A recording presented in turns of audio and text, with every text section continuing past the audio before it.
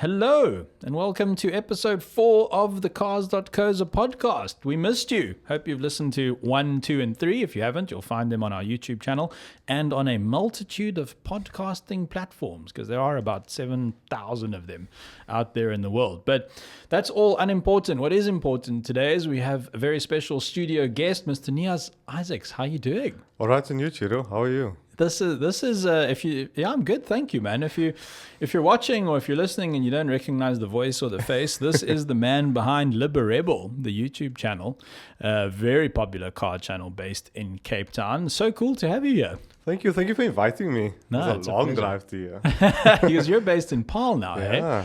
And that's quite exciting because you've, if I'm not mistaken, you got a new business going out there. Yes. So tell us all about it. So we'll be rebuilding classic trucks. Business is called LA Customs, powered by Liberebil, powered by LA Customs, but more LA Customs on its own. Yeah. And we're gonna be building old V8 trucks, C10s, Apaches. Wow. Some new stuff as well. Yeah. So supercars. Yeah. Some 4 cylinders here and there. So you're going to have a proper build shop. Yeah, it's more actually an assembly shop. Okay. So we have a lot of partners that we've partnered with, and engine builders, chassis builders, which you've seen in the recent video. Yeah. E-rods, and then yeah. I actually watched that video you posted about that guy building chassis. Dude, That workmanship is incredible on that thing. can you even believe something like that here in SA? I walked in and I was Yeah. like, I didn't know this place existed. No, Yeah. it looks so good. And I think generally, and I mean, that's something I'm quite excited to speak to you about, is on our YouTube channel, we've been pushing a little bit more into the sort of modified and custom build space. And what I'm starting to realize is that the level of craftsmanship, the creativity in South Africa is just world class. It's insane. I've been seeing a couple of BMWs with 2JZ engines fitted. When they open their bonnet, I'm like, holy moly, this looks like things that you see in Japanese movies and American YouTube channels and things like that. The work is insane. Yeah. It's hard to believe, actually. There's a car I really want to film up in Joburg. It's a Lotus Exige. The guys stretched it a little bit and he put a 6.2 liter AMG engine in there. You must see this thing. Yeah. No, and the build is just, the quality is just incredible. And you know, I'm a huge C63 sucker. Yeah, I know you like that car a lot. Huge. Not so much the M159, more the one of the M156, the old 6.2. Yeah, that one was a little bit squarer. Yeah. That one, yeah. That thing, I drove it for a week and it just tried to kill me the entire time. Dude, love It's it. loose at the back of that car. Love it. Yeah, those were wild. It's not as crazy as a F80. Yeah, I don't know what you're talking about. BMW. The F80 M3 is a bit of a nutcase. Was that the V8 M3? The straight 6 one, the new one now? It's undrivable. Is it? Like, I struggle with that car. Really? It just wants to go sideways. But are you talking about but the M3 is coming now? The 4-wheel drive one, yeah. Yeah. So you're talking about the one just The one before just it. before, yeah. Okay. I mean, how many... There's so much of those cars that's been written off. There's a few last week. There's a couple of few weeks before that. I'm like, what's going on here?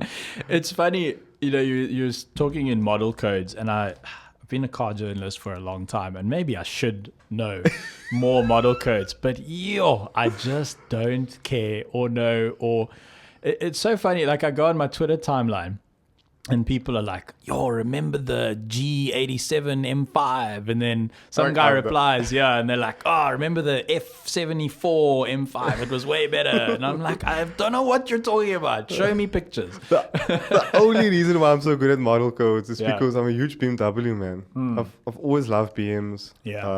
So that's the only reason why it's shorter to say E60 M5. I know. F10 M5 and so on and so forth. But I get it because... obviously model years cross over. So, like 92 to 93, I think, is when E30 switched to E36. Yeah. That's the last model code I remember, literally. I can tell you an E30 and I can tell you an E36. After that, it's just numbers and letters. I don't know anything. Yeah. So...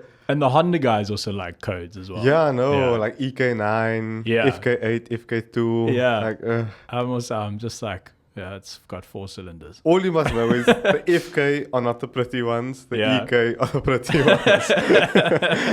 Yo, we're going to have Honda guys all up in our grill here. I all actually upset with us. I have a good friend with the FK8. It's got carbon fiber wood, carbon fiber body kit. Like, the car looks the part, almost like a Nardo grey one. Yeah. And I'm always pressing on that car. Like, Okay. dude, if I drive that car, I need to wear a little black hat or bag over my head because I don't want to be seen in it. The Cape Townian scene is very Honda, sort of Honda fan base down here. Hey? Very. It's changing. S2000s. Yeah. Yeah. It's changing. Like, a lot of the... I actually had a conversation with someone the other day, and I was telling him, it's amazing that Nissan, Honda, well, it was very powerful with the community. Now the kids are all about RS3, Golf R. Really? AMG, M2, you know, those are the cars now that's getting people going. Do you think it's because... So, obviously, the only place to legally drag here in the Western Cape is Killarney, as far as I'm aware. And the launch zone at Killarney, if that's the right term, is basically an ice rink. Basically. So if you've got front wheel or all wheel, you're just going nowhere. You're just standing still. Yeah, basically. So maybe the guys are moving to all wheel drive. Exactly. Yeah. And people like me who really hates 4-wheel drive cars, it's not easy at Killarney because even if you're in a rear drive car, you're going nowhere. It must be prepped. And then we can only prep part of the track because the track guys need to use that corner there. So you can't prep the track all the way down. So yeah, there's a lot of things that I wish could be different. But how do you fix something like that? Not at Killarney. Yeah. Because I mean the drag racing track is on a racetrack. So you can't prep. You need a bespoke track that's away from everyone else. I mean, we've got a decibel limit at Killarney. Oh, of course, yeah. So if you fit ITBs to a K-Series in a K-Series Honda, a 2-liter K-Series is the engine that's in a FN2. I think I know this. Yeah. Independent throttle bodies. Yes, Woo! ITBs. Yes. Look at me. So yeah, if you have ITBs in a Honda, which is revving to 9,000 RPM, you're already past that limit. The exhaust isn't even over the limit. The bloody induction kit's over the limit. So it's just there's a lot of fighting that I think. Okay. Yeah. Anyway. So you're getting into the build game now, which I think is a good move because, you know, we've got an electric Golf in Joburg at our Joburg office. Wow. Yeah, that Volkswagen. I saw that video. Yeah. Thank you. Yeah, really cool car. Really, really cool. And I've been driving it around a lot, and I took it to a muscle car build shop in Joburg. And the mechanics were blown away by this thing. They were in there. The one guy I think was in the engine bay. You just saw like feet, you know, dangling. Like he was like in there. He wanted to see everything. They were under the car. And then they said to me, "Yo, our days are numbered." You know, like and I said to them, "No." I said, you're gonna want an electric car Monday to Friday. That's the best option. It's the most economical option. It's the most maintenance-free option. But then on the weekend, you're going to want to get into something a bit special and go for a drive. And I think this is where your business model is going to... I think people are going to be spending more money on builds going forward. And I mean, we had a look at... someone was talking about Tesla truck builds. Doing a Tesla truck build. Tesla swaps, yeah. It's insane the amount of work you can do when you actually have a workshop, when you have access to tools and lifts and things like that, which... I think it's going to be really interesting to see the type of builds that's going to come out of that shop. Yeah. I'm curious because this is the first, I think it's going to be documented. I don't think there's been a YouTube channel in SA that's, besides Sentimental, am I right, that's focused on building a car? Well, yeah, I suppose we just focus on our own cars. And it's more, I'd say it's probably more restoration than build. Because, you know, we go down, paint off, you know, and then source parts and all the rest of it. It's trying to make them. We entered our Superboss into Concours SA, and bloody thing wouldn't start. When the judges were there, that Superboss only likes me. If I drive it, no problems. Hannes drives it, nightmare. But so the idea is to get our next concourse car is the Alpha, the GT V6 3-liter. Gosh. Yeah. I'd so love to drive that car. Yeah. If it's in Me too. Cape Town, please Yeah. tell me. Yeah, we might. Well, I don't want to give too much away. We're potentially looking at getting some of our sentimental cars done. Yeah, and then it would be cool to get you to film one or two of them and tell us what you think. I hear a GTV6 is like, it's beautiful to look at, but not so beautiful to drive. I think all those cars, those homologation specials, they come alive on the track because essentially that's what they were built for. But on the road, they're horrendous. So, I mean, I spent some time in our Superbus. I went to film it at Midvar. And then, so the Superbus has a really curious engine quirk where the exhaust manifold comes out the front of the block. So the block is transverse. So then the four pipes come out, and the four pipes go under the block, under the swing arm. So it's exactly 3 centimeters off the road. Well, I'm exaggerating, but it's close. Yeah, and literally you hit it on everything, and then I think I'm probably giving too much away here, but it's problematic. It's really problematic. So those cars were really one for one purpose. It's literally that'll do. We just need to get this thing sold so we can race. That'll do. Yeah. No, exactly. They were just like, make it fast. No concerns for daily driving. But there's an emotion. I hate using that word when it talks about cars, but there's a sophistication and an emotion to those older 90s, 80s cars. There's something there. You can't put your finger on it, but there's something there. Maybe it's the heritage talking to you, not the car. But I always get a feeling when I drove a 325 IS, I wasn't that blown away by it, but there is something there. There's a miniaturization of the car compared to the 3 Series today. Yeah. That just works with you rather than against you. I feel those cars are more... you're a more integral part of the machine, right? Because I mean, modern cars, all the computers are doing a lot of the work and flattering you as a driver. And you've also got to think a lot more traction in modern cars, bigger tires, that sort of thing. Whereas those cars, I mean, I've been really fortunate now to drive 325 IS, Gushesh, 333, and Superbus around a racetrack, and you driving those things. You making that thing work. The door panel is this thin. Yeah. The dashboard is like right in front of you. Wear the bloody windscreen like a pair of spectacles. So it's like you literally feel in the thing.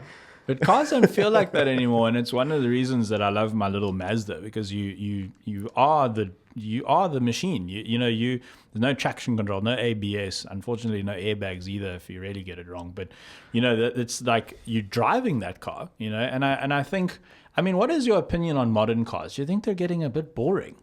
I can't tell a difference anymore. Yeah. That's kind of the reason why I'm struggling so much with new cars, is because you don't get a bad car. You just get a preference. So if you were brought up in a BMW home, you end up with a BMW. If you are a big Volkswagen man, you buy a Volkswagen. But I think that new 1 Series is a very good case in point. The previous rear-wheel drive chassis, and that's the reason why us enthusiasts have a problem with it, is because it's not about it being front-wheel drive. It's about it being a BMW. The whole point of a BMW is rear-wheel drive. So even if the boot was small in the picture, it's fine. It's still stuck with its heritage. Now it feels almost like cars are going mainstream, with BMW even going 4-wheel drive, Mercedes going 4-wheel drive. I feel almost like that heritage, that thing that used to give them difference, is now gone. Yeah, I mean, when I drove M135, when I reviewed it for the channel, I said, okay, this is a 2-liter turbocharged all-wheel drive hot hatch with a BMW badge, but what's the difference between this and a Golf R? It's the exact same specs. It's the same car, So what sets it apart? Not saying a Golf R is a bad car. It's just that it's with a BMW badge, got to mean something. I'm going to make a big statement here now. I think Golf R is the best in the business when it comes to a everyday hot hatch.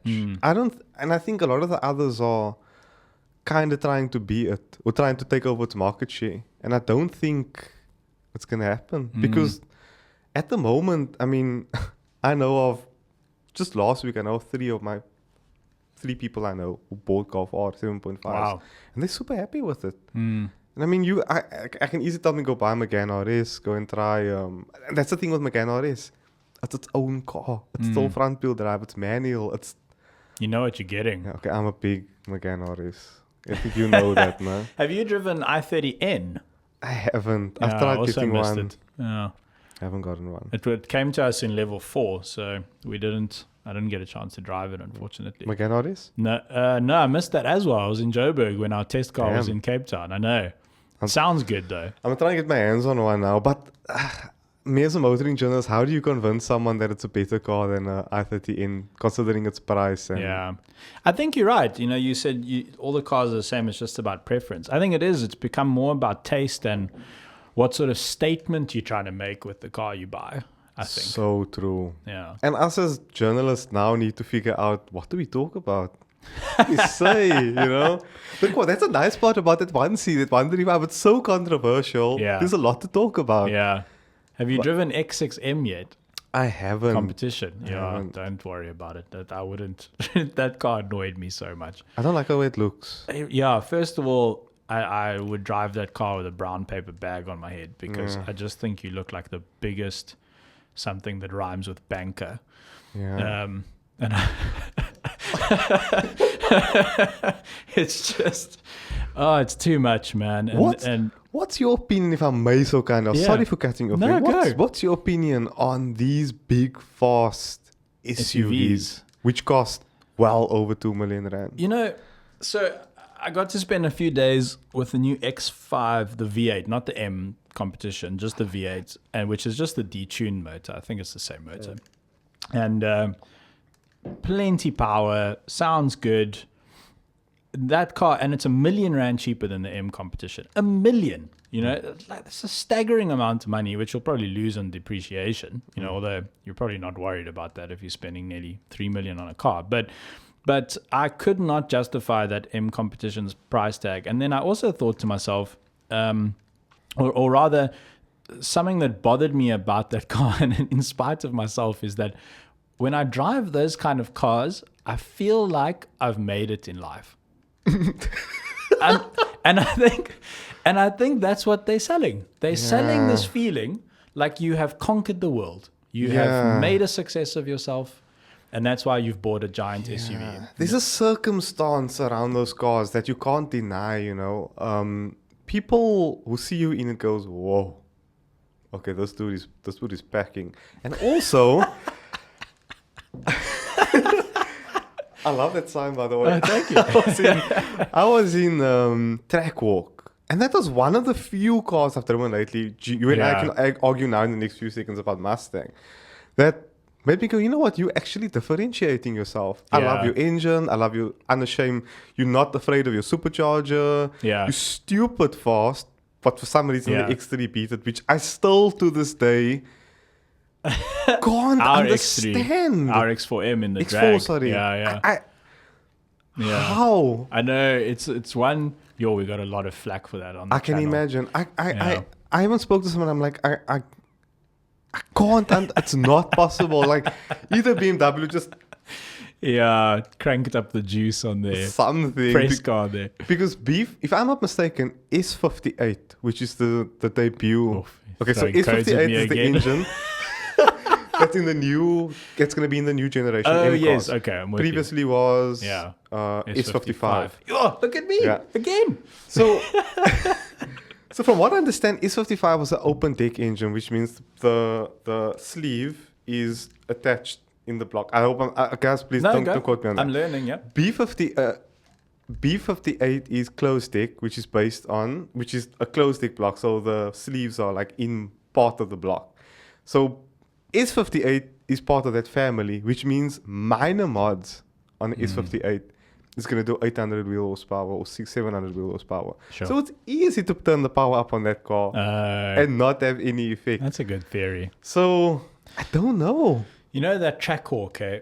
I love that thing. car did terrible things to me. I drove it for about 2 days, and then I got to the office and I was just like, somebody take this car away from me, because I consider myself quite a conservative, careful driver. You know, put me on a track and I'll hammer a car on the safety of a circuit, but out on the road I tend to drive quite conservatively. And then that car just activated all my like hooligan genes, you know. I love it. I love it.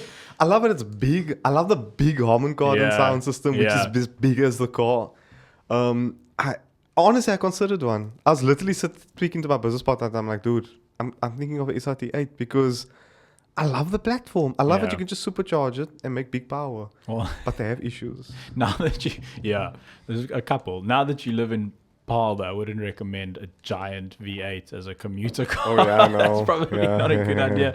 For our listeners who aren't familiar, Paarl's about an hour out of Cape Town. So Yeah. it's An athlone boy moving to Paarl. It's so That's so different. cool. Everyone drive Hiluxes and Rangers where in Paarl. That's so, they all look different. Like there's a big difference with a Hilux and a Ranger driver. Oh my word. But congrats to you, man. It's really cool to see where your channel's going and where your businesses are going, because you have a background in the parts business, eh? I do. I own a motor space, which my brother is now running. Okay. So it taught me a lot about the car industry, and I love cars from young. My dad used to build old Datsuns, and then he got out of that quickly because children. Children spoil everything. Oh my word. Well, probably your mom was like, "There's enough of this." She's actually a car lady. Oh, So my really? mom also loves cars. She wants she's been pressing for the last 30 years for SLK Mercedes. Oh, there we go. I'm So sure okay, you'll if get I her make one. it in life, Yeah. I'll buy SLK You'll get to one. Mercedes. And you know what? The first gen or the second gen, Hannes actually reckons, Hannes who runs our Sentimental brand, I mean, he reckons that potentially going to appreciate that first gen. You know, Yeah. very slightly sought after. You know, probably not massive money, but at least you won't lose, which Yeah. is nice. And also, it looks the best. I don't think there's an SLK that came afterwards that looks better than the first gen. I It agree, just yeah. looks absolutely stunning. Yeah, Merck nailed it. And I think you get, I mean, I met a guy at one of our Sentimental meetups who bought a SLK 32, of which there are, I think, only 5,000 in the world, AMG. And I think he paid 135 for it. So they're not like bank breaking now. And another thing about SLK, bulletproof. If you go for SLK 55, that engine is indestructible. The 7-speed gearbox also really, really well Really, eh? sought after. It's a good car. Yeah. It's a So- really good car. So being in the spares business, right? Yes. Which car would you not buy? Seeing as you, as you sold the parts for them. People's gonna hate me for this.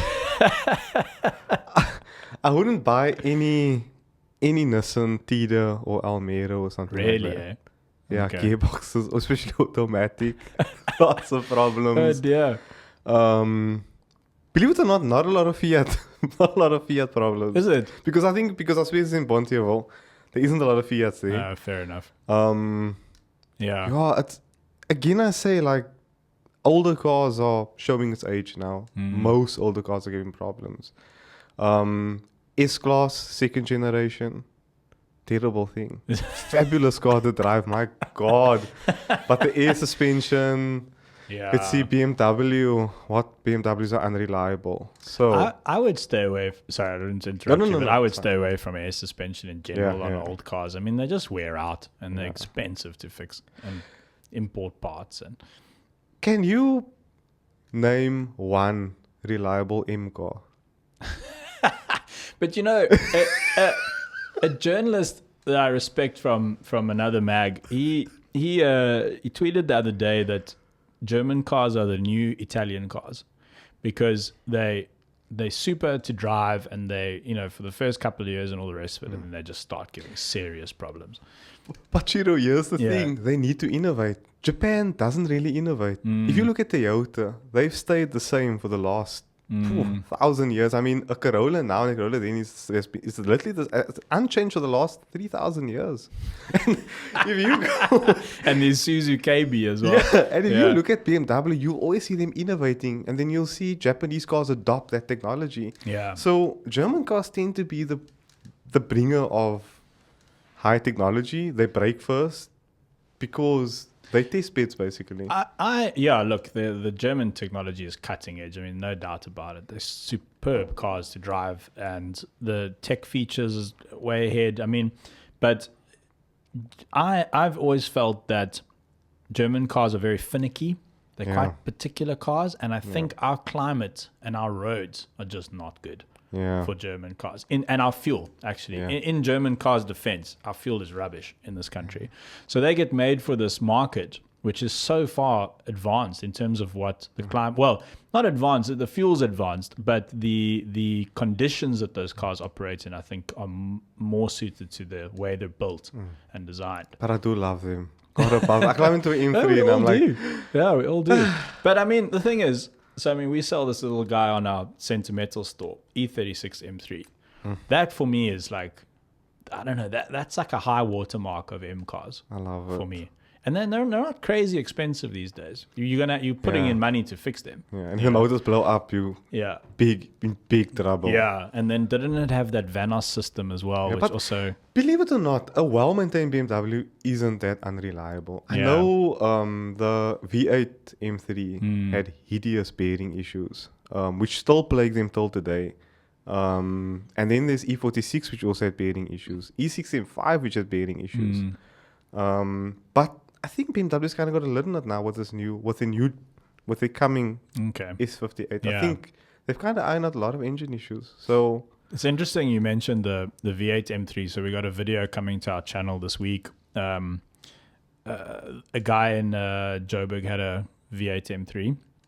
Engine popped quite quickly after he bought it. Not unheard of. Yeah, and BMW were like, well, that's your problem. And then they wanted to charge him $100K for an engine or something. Okay, so he parked the car until he could find an interesting engine. And then he found a Maserati GT that had a rear smash, 9,000 Ks on the clock. Interesting. So he put a 4.7 NA engine into an M3 with a Pandem body kit and a manual gearbox. And then he let me drive it.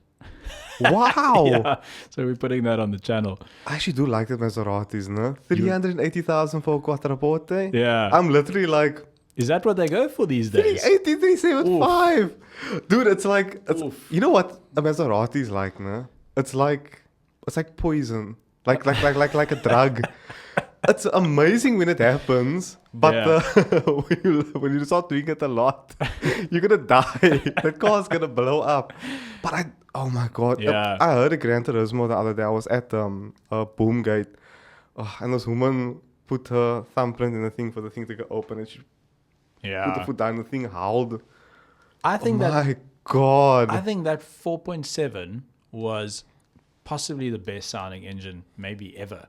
Actually, dude, it sounds incredible. I think if I make it within the next year or so or two, I'm gonna give me a Maserati. Seriously, I'm sold. But it's the same sort of price range as your other favorite, which is the C63. So then what? It's so odd. Oh my god, I do like that car. I love it. I know it's considered not a very pretty car. People think the Gran Turismo, the arches the wheels look lost in the arches. Yeah. But my god, I love that thing. Well, there was a generation where I think the design was on point. It was like low and sleek and long, and when they were in black, they looked really, really good. Then the generation after that, it went a bit more angular, and I didn't like that. Yes. Yeah. Can you believe they're still selling that car? I think they ruined it, to be honest. Yeah, I know. I don't know. Maserati for me is meant to be. I always, as a paragon of beauty, always hold up Monica Bellucci, the Italian actress. And I think Maseratis, they should just put up posters of her in the design room and just make sure that it evokes the spirit of Monica Bellucci. I think if it doesn't, they've missed the point. Gosh. I've been measuring that quadruporte in my head and I'm like, oh God, it's so beautiful. Yeah, I was a very big fan of that car. And it's quite interesting because Ferrari built that engine for them. And then the only difference was the Maserati version, I think, had the Ferrari version had a flat plane crank, which is why it revved higher, and then the Maserati version had a cross plane crank. So it was the same motor, basically. You do also know that those engines are quite reliable. Yeah. They've just got the cam phases. So there's a cam phase on top of the variable valve timing, which the shims in there, I think, goes. Okay. Or they score the caps up. You must replace that. You must make sure and finished. The motors aren't really that problematic. You're like a freaking encyclopedia of engine problems. You should start a weekly vlog, engine problems That's with why- Liberebil. That's why I struggle. And then every week, just do a different engine. Be like, today we're talking about the, I don't know, K78 Honda engine. And then be like, this goes, that goes. So if you want one and it's got 100,000 Ks, you need to replace this. That's good advice. It is. I'd it is, watch it is. that. But there's a lot of people who's gonna slam me for it because you'll get there something wrong. No, how can you say that car's unreliable? That car's the most reliable car on the planet. Yeah, I don't think you necessarily need to say it's unreliable, but it's like, so I got a friend with a E46 M3, and he said to me that he's done all the preventative work on it, and I didn't know what he was talking about. But then now that I'm talking to you, if you're listening to this, Niyaaz just made the cash money sign with his hands. Yeah. He is a doctor, so he's doing all right. But now I understand what he was talking about. You sort of fix things before they break kind of thing. So your video series could be how to fix things before they break. Boom. Yeah. That's good. Yeah. I'm going to invoice you for that. And then you could, yeah. Can I make some in the comments? Well, I've got a I've got a what's it? E92 M3, and I have 150,000 grams of rock, and the bearings is never gone. How many use of the bearings are unreliable? No. Yeah. Haters are going to hate. Yeah, I've got a lot now. I've got bots in my comments. You got what? Bots. Oh, yeah. It happens. I'm like, huh? Yeah. Does that mean I'm famous? Do you have bots? It means, we get bots. I just delete but YouTube's algorithm is quite good at filtering that stuff out. Yeah. So we just, you can't avoid it, I suppose. If you get big enough on Twitter, you also get bots, and it's just how the world works, unfortunately.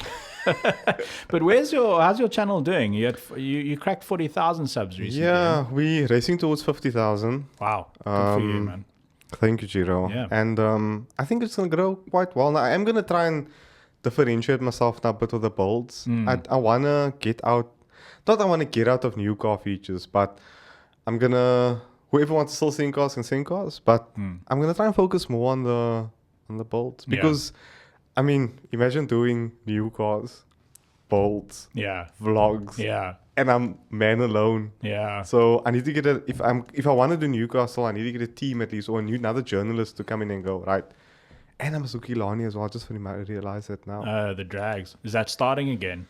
I don't know. I don't know. Wednesday nights. I don't think it's going to start anytime soon with the coronavirus. Yeah. Because you can only have 50 people there, which is boring. Exactly. Or you can just do someone live stream it. But I don't think it's going to... I don't think Killarney's going to start anytime soon. I think next year it should start. Yeah. But, Sure, that must be missed on the local scene, eh? Dude. Yeah. Dude, I think a lot of people... The one in... what's this place here all the way up? Yeah, Saldana. Not Saldana, the one... The Atlantis, ATL.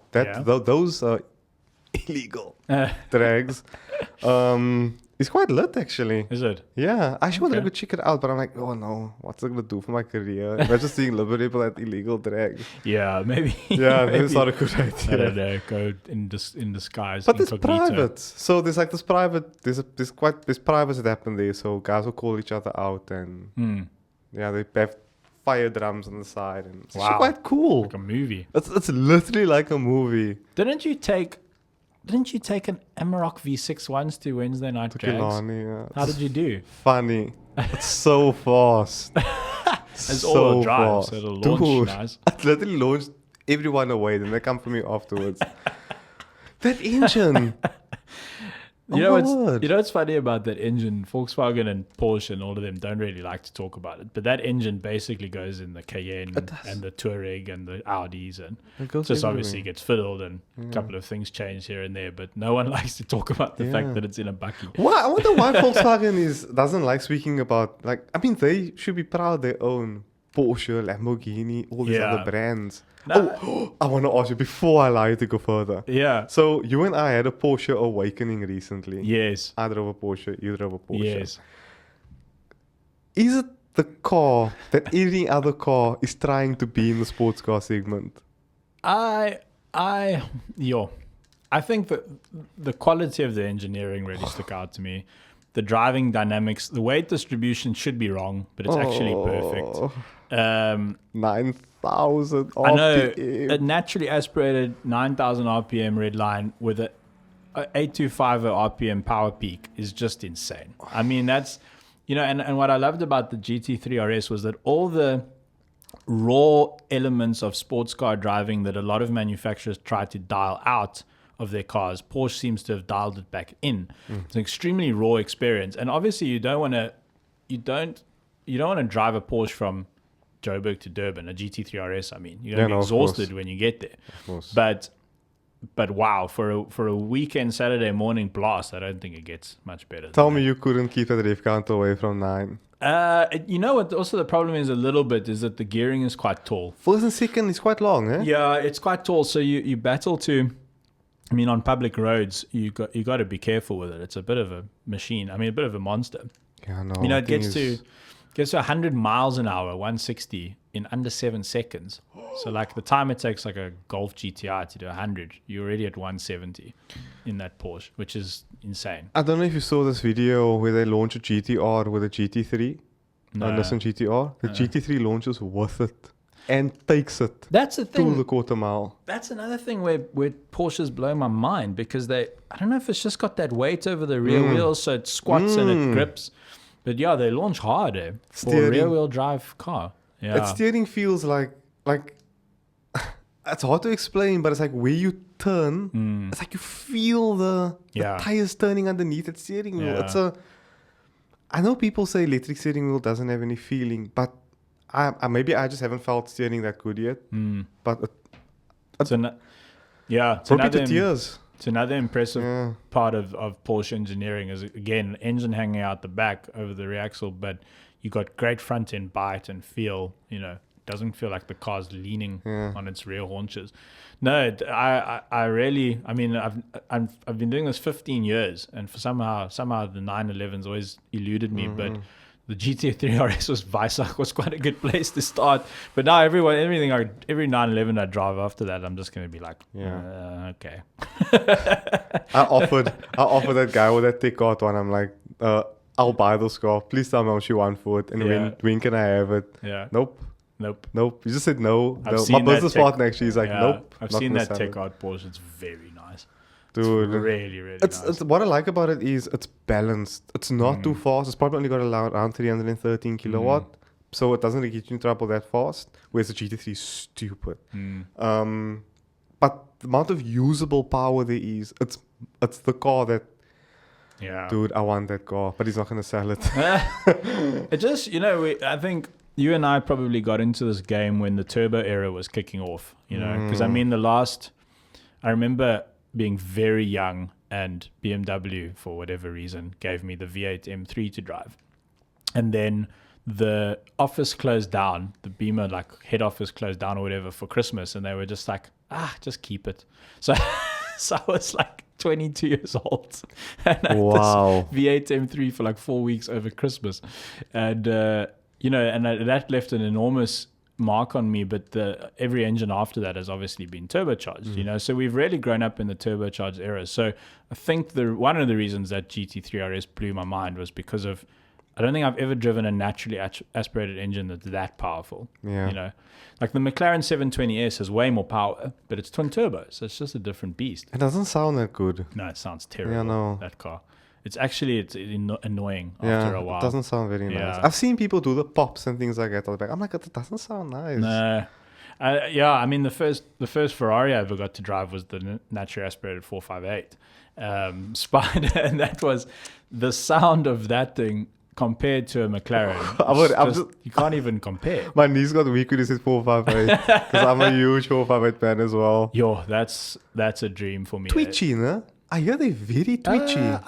I didn't find that necessarily. If you get on the power a little bit early through a corner, you got to be awake. But it's more. I would say it's more playful than twitchy. Yeah. But those things are in a fairly rough condition with fairly high mileage now. They go for about 2 million. It's not crazy money. I have a friend running after one now. Is it? So I'll see if he gets his, and I'll definitely be able to drive it. Yeah. I mean, I should probably buy a house first, if I'm honest. You can't live in you can live in a car and you can drive it, but you can't drive a house. Yeah, you can't drift a house either. Exactly. before I let you escape, Yeah. you let me escape. Yeah. Ford Mustang. Yeah, I'm in. Sold. What are we Do you doing? like it? Yeah, I love it. Really? Yeah, but I think I love it for the wrong reasons. Because I know you love it as well. It's my favorite car of all time. But the Bullitt though, or the... No, the 10-speed. Oh no, the 10 speed's No. terrible. The 6-speed is awful. Yeah, 10 speed's worse. No, the gear's too long. You wait a whole year before you come out the first gear. Then you have to go to I second. know, but the 10 speed, oh man, that car drove me insane. It's like you're on the highway and you're in 8th, right? And you want to, I don't know, you want to punch it. So you're like, 8, 7, 6, 5, 4, 3. And then the gearbox is like, whoa, wait, what do you mean 5 gear changes? And then it's like, and then by that time it's over. You've missed everything. You know what? For me, Mustang is a platform. Yeah. A platform to go fast. Roush stage 1 or stage 2 on that engine is 627 kilowatt. Yeah. They make power. Yeah. The 10-speed also holds power. But then you just have an accident sooner. We should have gotten the GT500 Ciro, man. No, don't say that.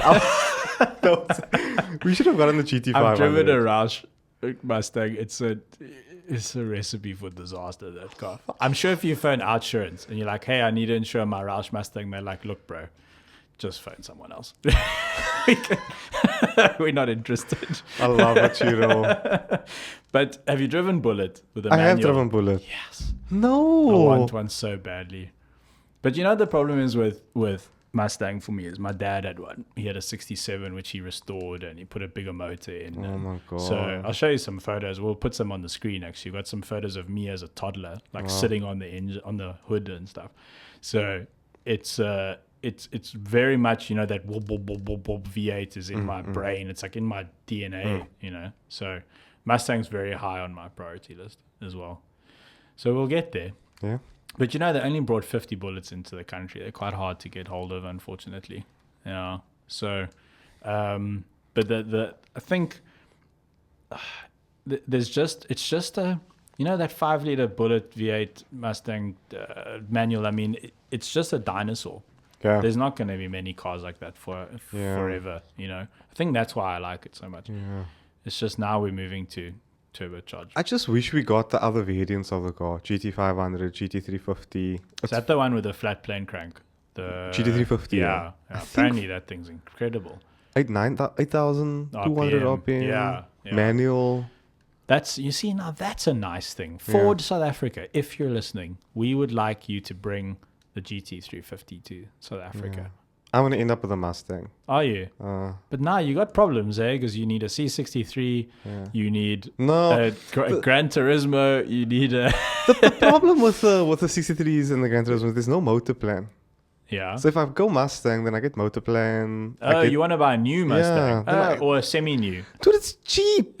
I mean, what can you buy? A Supra starts at just over a bar. Million, yeah. Mustang's under a bar. Yeah. And used? I mean, 2 years old? 2 years old, 700, probably 700. They actually hold value quite well, right? Is it? They go between second and they're about 800 to 900. Yeah. New 900 to a bar. Yeah. But I mean, I've shopped around and people are really like, no, Liberebil, under 900. I'm like, what new car? Really? Eh? Yeah. Well, the dealer would just give it to you under 900. Yeah. Wow.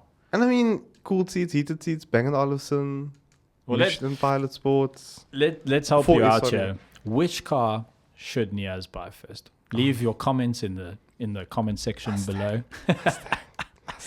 And I think, Mr. Liberebil, let's call it a day there. Definitely. It's a lot of fun, man. Thank you, Do this Ciro. again. Thank you for bringing me on board the podcast. No, it's a pleasure, man. It's a real pleasure. I mean, that's what we built this for, is to have guests and have cool chats and just talk nonsense, really. I'm just sad Dave is in here because I miss him. Oh, Dave the car guy. Yeah. Where's Dave? Dave's not in today, eh? Where's Dave? They leave me with Dieter. God above. Yeah. Dieter is a trooper. Dieter is the bedrock of our video department. Oh, lovely. Thanks, Niyaaz. This, so much fun, man. This has been episode 4 of the Cars.co.za podcast. Episodes 1, 2, and 3 are on our YouTube channel if you want to watch them, if you want to listen to them, but more data friendly. Find us on Spotify and the other 77 podcast platforms out there. But I think let's call it a day. Thank you very much. Thank you, Ciro. All right. Nice talking to you. We're out. Did you know that we also sell really awesome car-themed merchandise? Check out our range of custom t-shirts and prints at our online store now. Simply click on the square box on your screen and we'll take you there, or the link is in the description below. Thanks for watching.